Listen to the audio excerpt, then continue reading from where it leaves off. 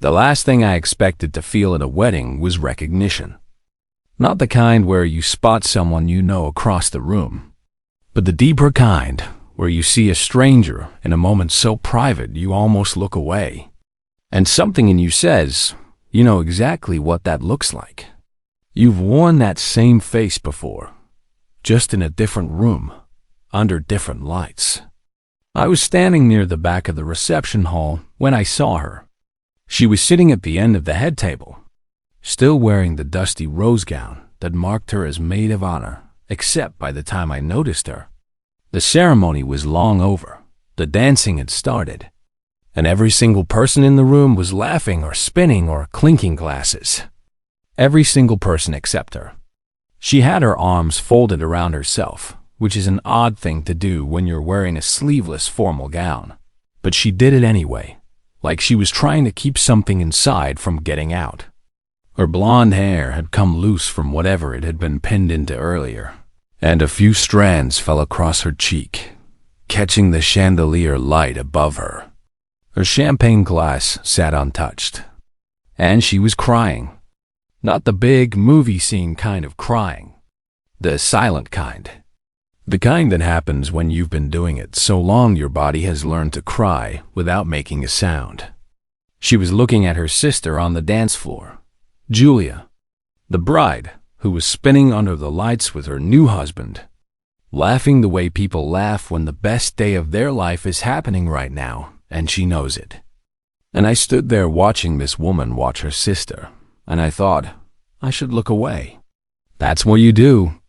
You respect people's private moments.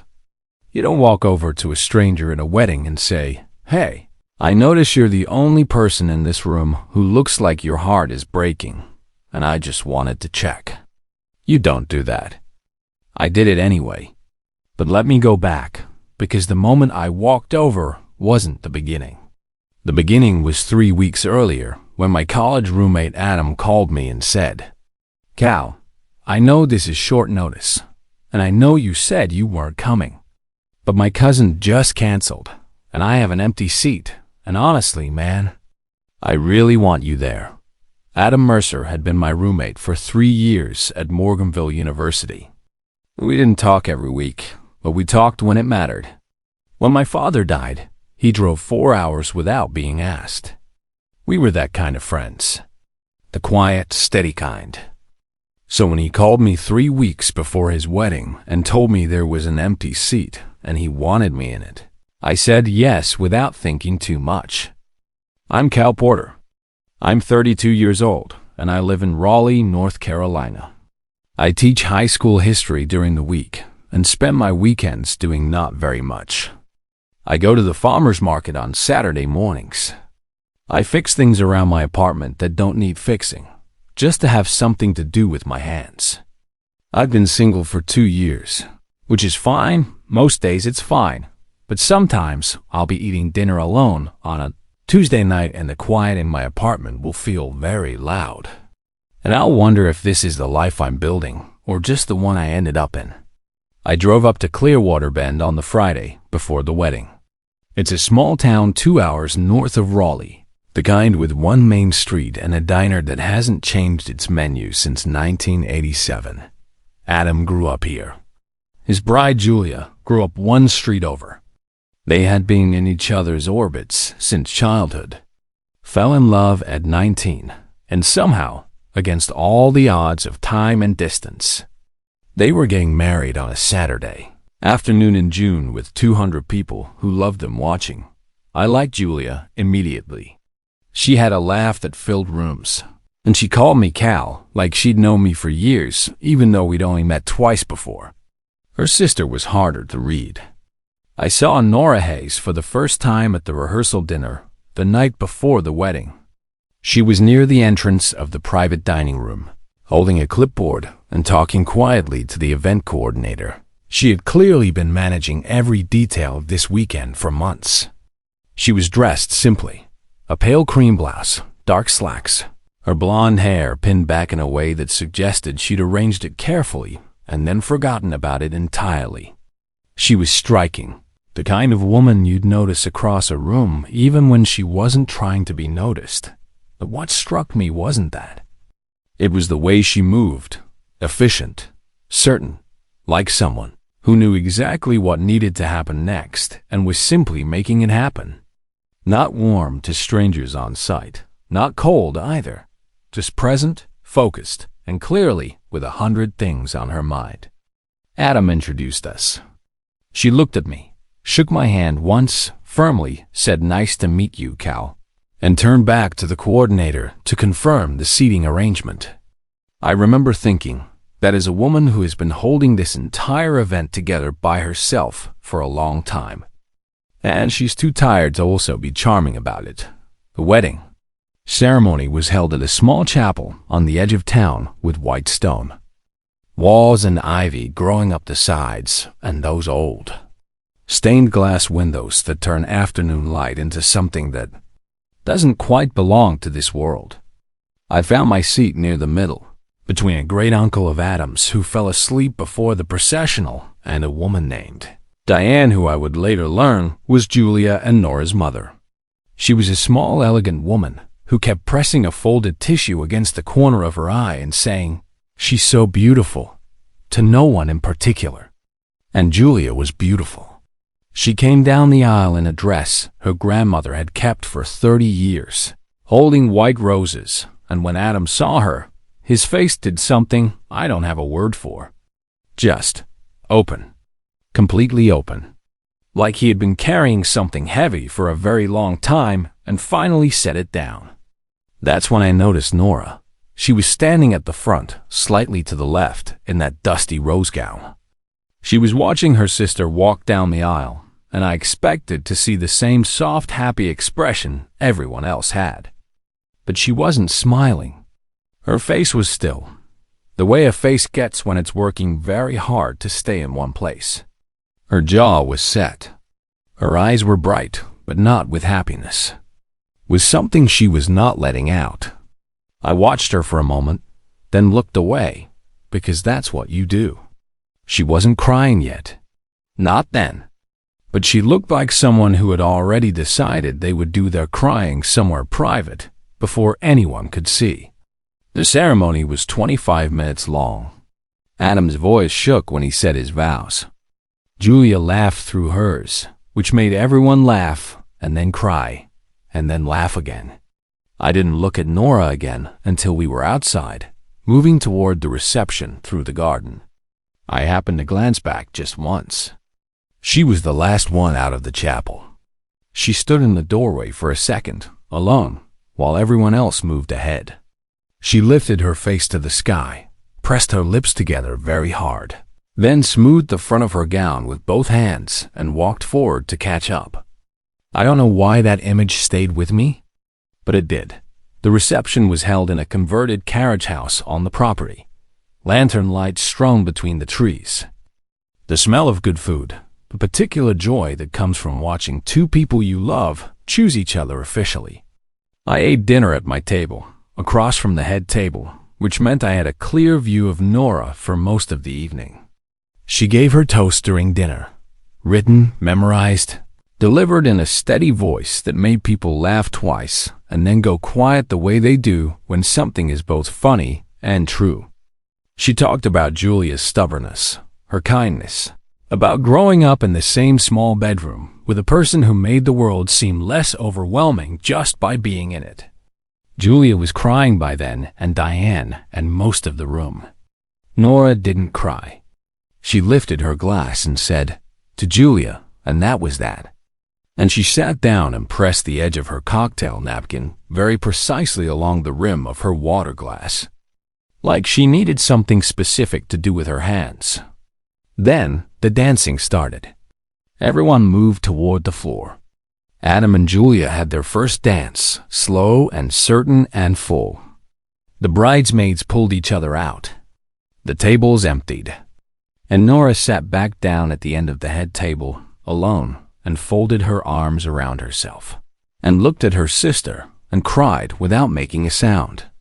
I told myself this wasn't my business. Sometimes people have private moments in public, and the kind thing to do is leave them alone.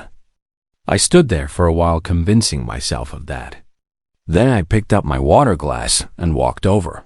I didn't have a plan. That was probably obvious from the way I arrived at her table and stood there for a second, like I was surprised to find myself there. She looked up. She saw me see that she'd been crying, and something moved across her face. Embarrassment first, then a kind of exhausted resignation, like she was too tired to pretend.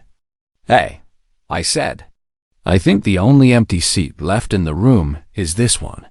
She looked at the chair beside her, then back at me. "That's not true," she said. "Half the room is empty."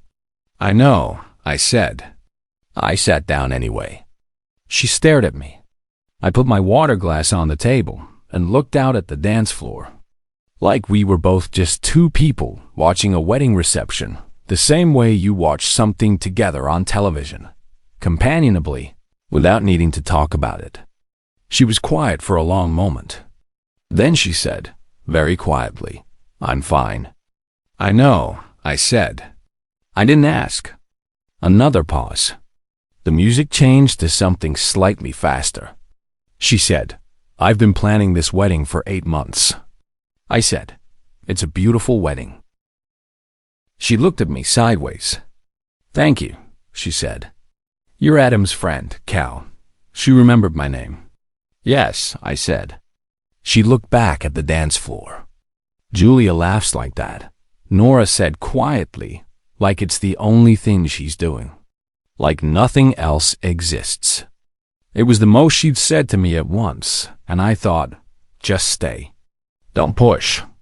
Don't ask the obvious question. Just stay. So I did. We sat there together at the end of the head table while the wedding reception moved and glittered all around us. And for 4 minutes we didn't say anything at all. And then she said, his name was Owen. I turned to look at her. She was still watching the dance floor. "We were together for 3 years, she said. He left 6 weeks ago." I didn't say I'm sorry yet, because I could tell she wasn't finished. She said, "We talked about getting engaged. Not formally, but in that way. Couples do when they've been together long enough that they stop asking if and start talking about when."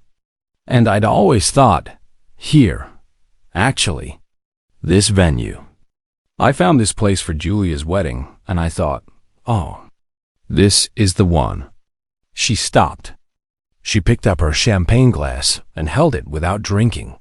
She said, "And then 6 weeks ago, Owen sat across from me at our kitchen table and said he didn't see a future for us anymore. And I had spent the last 8 months planning a wedding at the venue I always imagined for us. And today, I gave the toast. And it was beautiful, and my sister is so happy. And I am..." She stopped again. She pressed her lips together. "I'm fine," she said, for the second time. And this time, it sounded like something she had been saying so often it had stopped meaning anything. Like a word you repeat until it loses all its weight. I said, "I think the most exhausting thing in the world is being the one who holds it together." She turned and looked at me. Not just looked, but studied me. Like she was trying to figure out if I was sincere or just performing it. "I know something about that," I said. "Not the same as yours. But that particular feeling, the one where you're in a room full of people, and you're working very hard to feel only the things appropriate to the occasion. And underneath that you're carrying something very heavy and very private, and you just need someone to notice." She looked away. Her jaw flexed. I heard her take a slow, controlled breath. "That's all," I added. "You don't have to talk about it. I just thought, if it were me, I'd want someone to notice." The music changed again. Something slow and old. On the floor, Adam saw us at the table and started making his way over, probably to pull his maid of honor onto the dance floor, because that's the rhythm of weddings. Everyone dances eventually. I saw him coming. Nora saw him too. She stood up quickly and said, "I'm going to get some air." I watched her walk out through the side door into the garden. I don't know what made me follow. Maybe the same thing that made me sit down in the first place, That instinct that says, don't leave this one alone yet. The garden outside was cool and smelled like jasmine and cut grass. And the lantern lights in the trees made everything look golden and slightly unreal. Nora was standing at the edge of the stone path with her arms still wrapped around herself, looking up at the string of lights above her. I came out and stood a few feet away and didn't say anything. She said, without turning around, "You're going to miss the dancing." I said, I wasn't really going to dance anyway. She turned around. Her eyes were red now, properly, and she didn't bother to pretend they weren't. A strand of blonde hair had fallen across her face, and she left it there, which somehow made her look more honest than she had all evening, less composed, less managed, more real. She said, "Can I ask you something?" "Yes," I said. "Why do you keep not asking me if I'm okay?" I thought about it for a second. I said, "Because you already know you're not." Asking you to confirm, it felt like making you say something you've been working all day not to say. She was quiet. Then, very softly, she said, "That's actually exactly right." I nodded. "I'm a high school history teacher," I said. "Teenagers will tell you everything if you stop asking them questions and just wait." She almost smiled, almost. There was something in her face that wanted to, but couldn't quite get there yet. She said, "I gave 8 months to this. And I don't mean that bitterly. I just mean I gave everything I had to making this perfect for Julia. And it is perfect. And she's so happy. And I'm standing here feeling like I poured myself out, and now there's nothing left in the glass." I thought about what to say. The easy things you'll fill up again. It takes time. He wasn't the right one. They come out hollow when someone's actually hurting, and she deserved better than hollow. I said, "Do you know what I noticed watching you tonight?" She looked at me. I said, "You gave the most honest toast of any wedding I've ever been to. You talked about Julia like someone who actually knows her, not just loves her but understands her. And then you sat down and went back to making sure everything was running right. And at no point tonight did you take up space you weren't sure you were allowed to take up."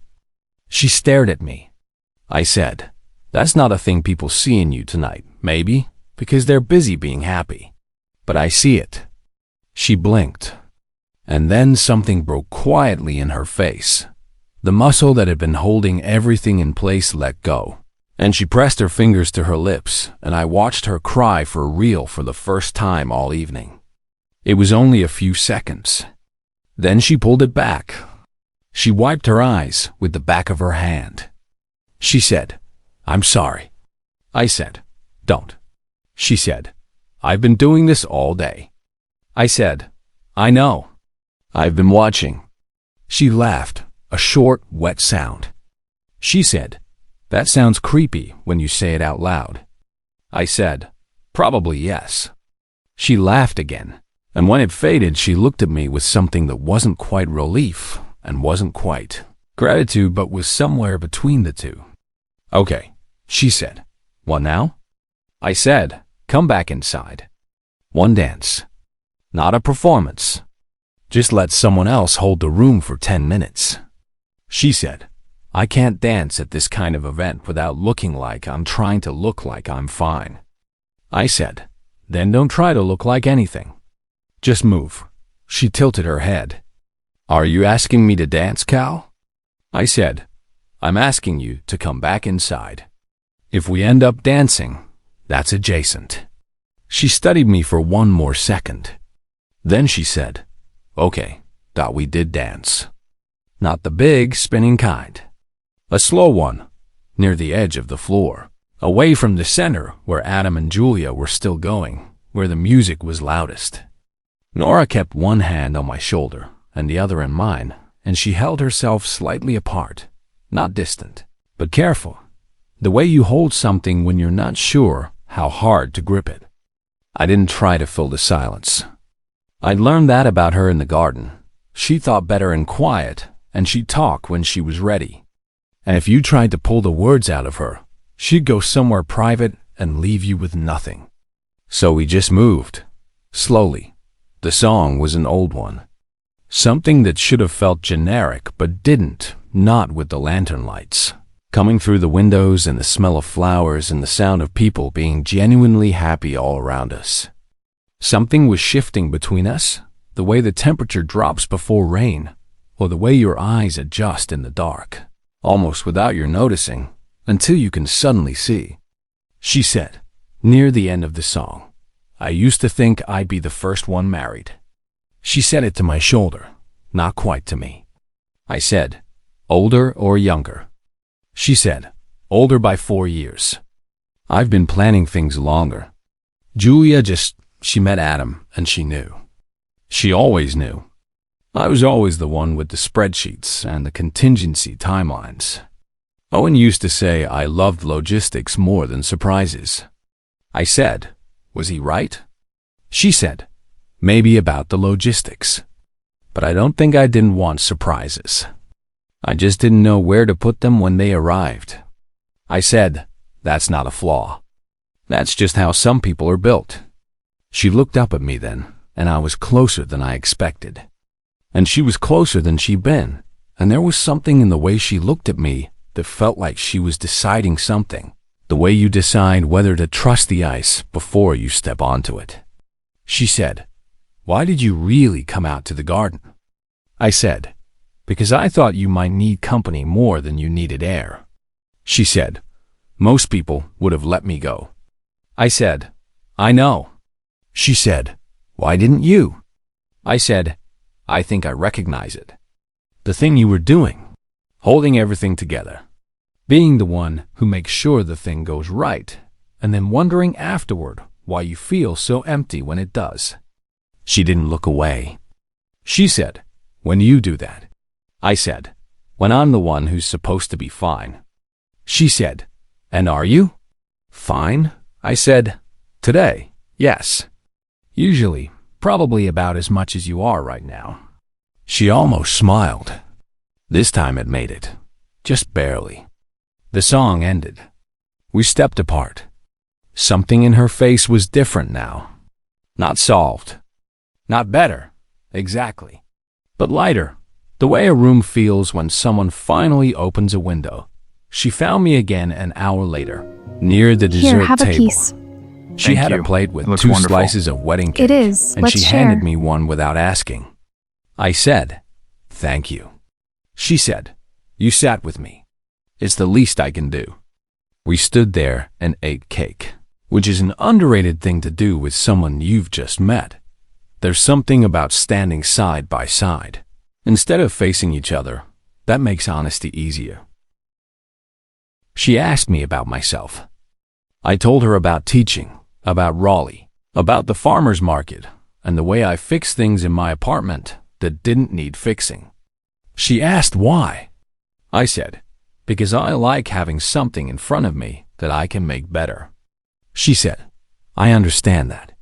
She told me she managed logistics for a medical supply company, scheduling, routing, the invisible machinery of things arriving where they need to be on time. I said, that's why the wedding was perfect. She said, logistics is logistics. You just need to know what goes where and when. I said, and what happens when something doesn't go where it was supposed to? She said, you adapt. You find another route. You make it work. She said it with the steadiness of someone who had been doing exactly that for a while now, but who had just spent the last several hours remembering that adapting doesn't mean you weren't hoping for the original route. She looked up and said, he wasn't the right route. I know that. I just didn't know it 6 weeks ago.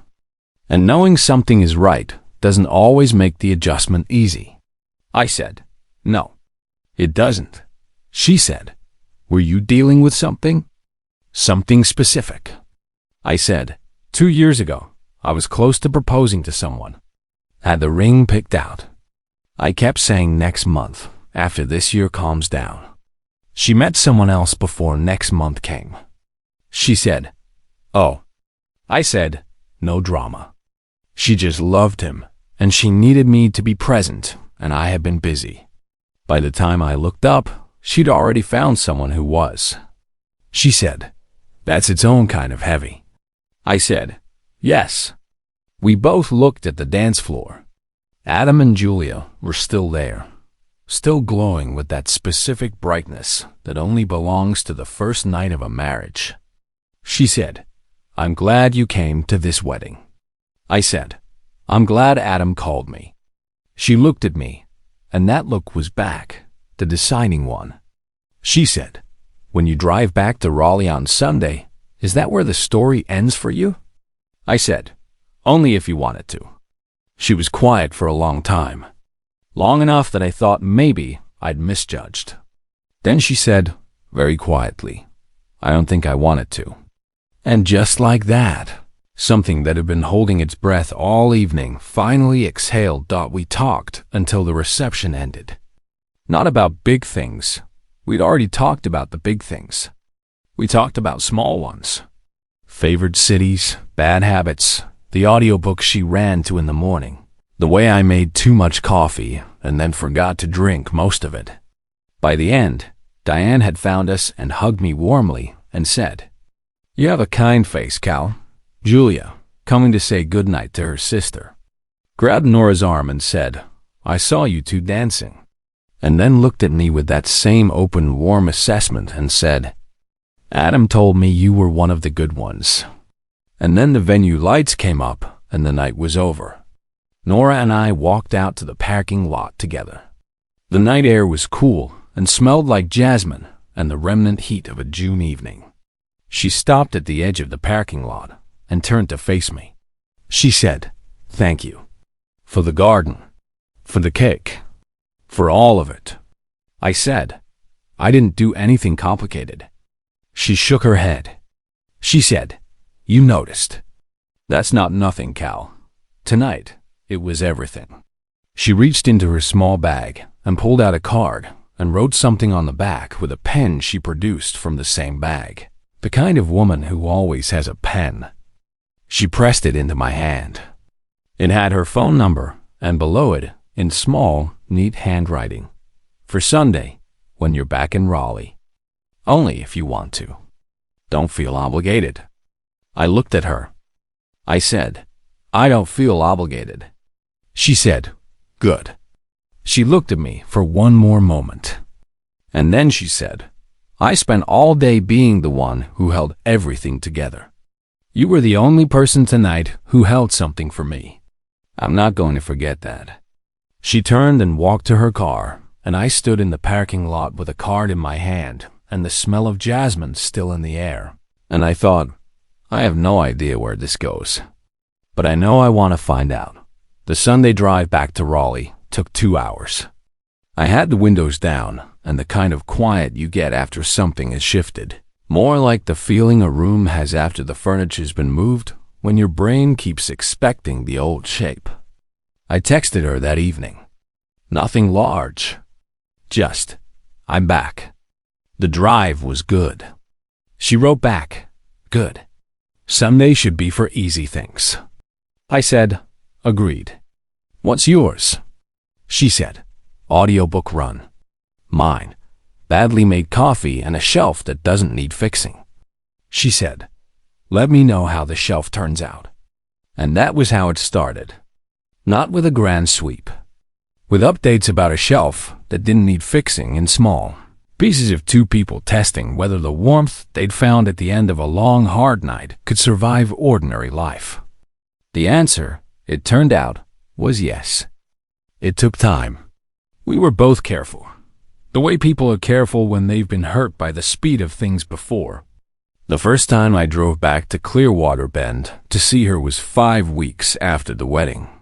We walked the main street, ate at the diner, and I met her cat Humphrey, who regarded me with the kind of cool assessment I was starting to associate with the Hayes women. The first time she drove to Raleigh, she brought me a road map from the 1970s, hand-illustrated, landmarks drawn at the edges, because I mentioned once that I collected old maps. I held it and thought, she files the details away. She never forget the things that matter. I just said, "This is perfect." She said, "I know. That's why I got it. We had been seeing each other for 3 months when she came to Raleigh on a Friday night, and we made dinner together. And the thing I'd been careful with was suddenly harder to be careful with. She was standing at my kitchen counter cutting tomatoes, wearing a cream-colored sweater. Her blonde hair loose around her shoulders the way it only was on days she wasn't in work mode, and she looked comfortable. In my kitchen, in my space, like she'd been here 100 times instead of 6. I thought, there it is. I walked over and said, "Nora." She knew from my voice I wasn't about to say something small. I said, "I think I'm falling in love with you." She put the knife down. She was very still. She said, "Cal." I said, "You don't have to." She said, "I know I don't." She turned to face me. Her eyes were steady, that same checking the ice look, but the ice had been solid for a while now, and we both knew it. She said, "I think I started falling in love with you the night you sat down in the empty chair." I said, "Even though I told you it was the only seat left?" She said, "Especially because of that. Because you tried to give me an out, and then you sat down anyway." She put her hand against the side of my face, like she was making sure I was real. She said, "I'm not scared of this anymore." I said, "Good, because I'm not planning on going anywhere." She said, "You know what I remember from that night?" She said, "You told me you recognized the thing I was doing. And I remember thinking, this person sees how tired I am, and he's still here. He's not trying to fix me. He's just here." I said, "That was the idea." She smiled, the whole thing the real one, and said, "For the record, I'm going to be extremely organized about this relationship." I said, "I expect nothing less." She said, "I'm going to make you a shared calendar." I started laughing. She started laughing. We finished making dinner and ate at my table and talked until midnight the way you talk, when you can't quite believe the person across from you exists. And the quiet in my apartment was loud in a completely different way than it used to be. A year and a half after Adam and Julia's wedding, I drove back to Clearwater Bend on a Saturday morning in October. Not for a wedding, just to see Nora, the way I drove there once every few weeks now. I'd grown fond of the town, not because it was remarkable, but because she was here. She met me outside with 2 coffees, and we walked without a destination for a while. It was October, so the light had that low gold quality it gets in fall, and the trees along the edge of town were turning. She was wearing a coat the color of rust, and she had her blonde hair down, loose around her shoulders in the October wind. And she looked like something I had almost not walked over to at a wedding because I'd told myself it wasn't my business. We sat on a bench near the park, and she curled her feet under her and held her coffee with both hands and tipped her head back to feel the sun. She said, "I have a question." I said, "Ask." She said, "Do you remember what I said to you in the parking lot after the wedding?" I said, "I remember most things you say." She said, "I said you were the only person that night who held something for me." I said, "Yes." She said, "I think that was the moment I knew that I was going to end up here with you." I said, "In a park in October?" She said, "Don't deflect." I said, "I'm not." I said that was the moment I knew too. She said, "What did you know?" I thought about how to say it. I said, that you were the kind of person worth driving back for. The kind of quiet strength and stubbornness and warmth that a person doesn't find very often. And when they find it, they'd better not let it go over bad timing or the habit of not reaching for things. She held my gaze. She said, "Did you think about not reaching?" I said, "For about 30 seconds in the parking lot." She said, "And then?" I said, "And then I drove home with your phone number, and I thought about how long it had been since I'd wanted to call someone. And the answer was 2 years. She smiled, small, private. She said, "I made a spreadsheet when I got home." I said, "About me?" She said, "About whether to text you first or wait." It had 7 criteria. I said, "Nora." She said, "I weighted each one. Kindness, timing, follow-through, proximity, shared values. Whether Humphrey would like you." I said, "The cat was on the spreadsheet?" She said, "He's a very important factor." I said, "And what did it say?" She said, entirely straight-faced, "Text him first. He seems like the type who needs a clear signal." I burst out laughing. She laughed too, her real laugh, the one she didn't perform, and I leaned over and kissed her on the cheek, and she turned pink, which she always did and always pretended not to. And the October sun sat low and gold on everything. I thought, I almost walked past this. I almost let some version of good sense talk me out of sitting down in that empty chair. I didn't. And because I didn't, I'm here, on a bench in October with the person who made me a shared calendar and a spreadsheet, and who still, after a year and a half, turns pink when I kiss her cheek. She rested her head on my shoulder. She said, "I'm glad you sat down." I said, "Me too." She said, "I was going to be fine, you know? Even if you hadn't." I said, "I know." She said, "But I'm glad I didn't have to find out." We sat there in the October light for a long time after that, warm and unhurried, with nowhere to be and nothing to solve. And I thought of something I'd tell my students sometimes, about the small moments that change the direction of history, not the big, obvious ones, but the quiet ones. The ones that look like nothing when they happen and only reveal themselves later, when you look back from the other side of everything they became. One chair, one person alone at the end of a head table, one decision not to walk away. That's all it was. That's all it ever is.